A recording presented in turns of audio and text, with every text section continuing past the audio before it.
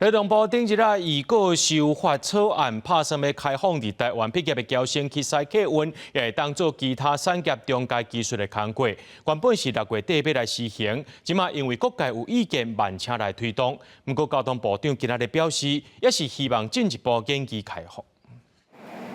个客运豆豆啊，驶入总门站，准备载人客。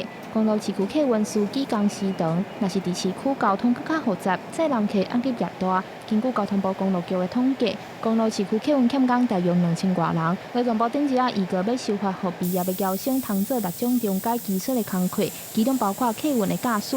客运业者是表示讲，若是侨生通加入，确实通互大欠工的问题小可改善。未来若政府开放，业者愿意合作建立辅导机制。无一定会当解决完全的问题啊，但是总是一个管道。台湾读册的时阵总嘛有读几啊档基本上沟通应该是无问题啦。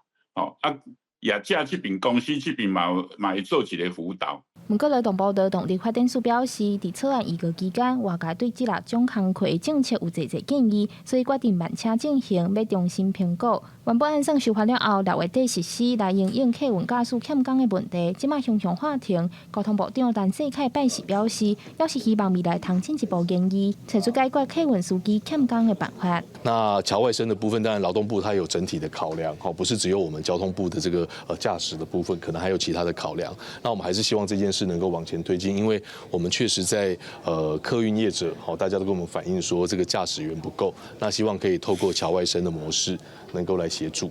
第3月底修法草案预告进前，交通部公路局也预告，若是修法通过，通补大约600个客运驾驶的课。业者是表示讲，新办就大约欠800-900个客运驾驶，希望未来真正通加一种管道吸引人才投入。记者张家嘅谢桂玲台北报道。